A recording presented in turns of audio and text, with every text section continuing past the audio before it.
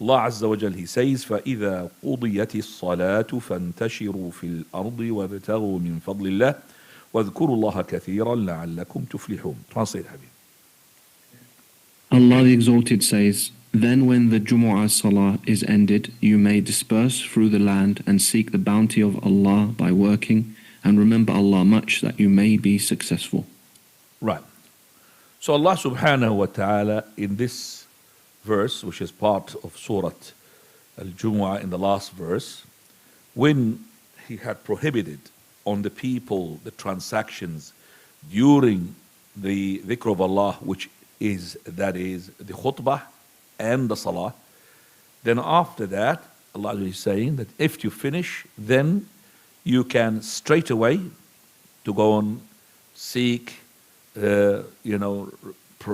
provision from the Almighty subhanahu wa ta'ala, rizq, and you could start your dunya. So this is not correct as people think that Jumu'ah should be the day where the shops are to be closed.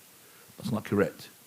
But if the Islamic State and Islamic decided that the Jumu'ah is to be a day that shops are to be closed, that's for dunya wise. But religion wise, there is bay' before and bay' after. It means transaction, shop selling before the Jumu'ah and transaction after the Jumu'ah. And that is why Uthman radiallahu anh, he introduced the first adhan in the market of Zawra, because the people of the market still selling and buying on the day of Jumu'ah.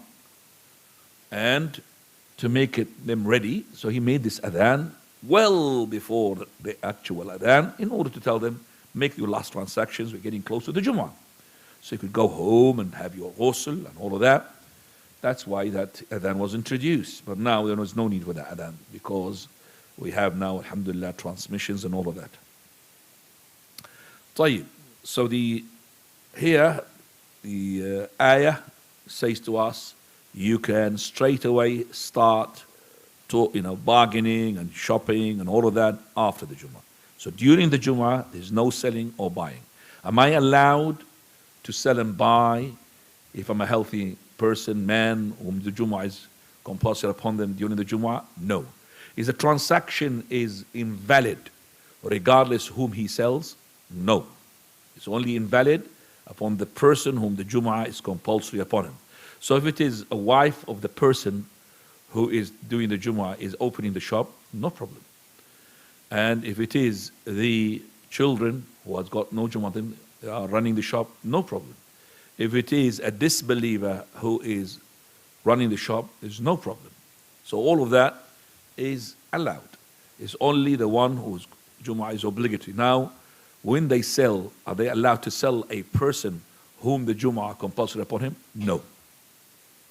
Now, how can they distinguish? They're not going to interrogate. Because even if it's a man who looks healthy and he's buying something, he could be buying something because he is looking after a patient. So the Jumu'ah is exempted from him. So that's why he's buying. So unless the person, he comes and says, by the way, the Jumu'ah is compulsory upon me, and I want to buy something, then we don't sell him. But nobody would do such a thing. So there's no interrogation. If he comes, we'll sell him. And that is, as I said, from those who are not, the Jumu'ah is compulsory upon them.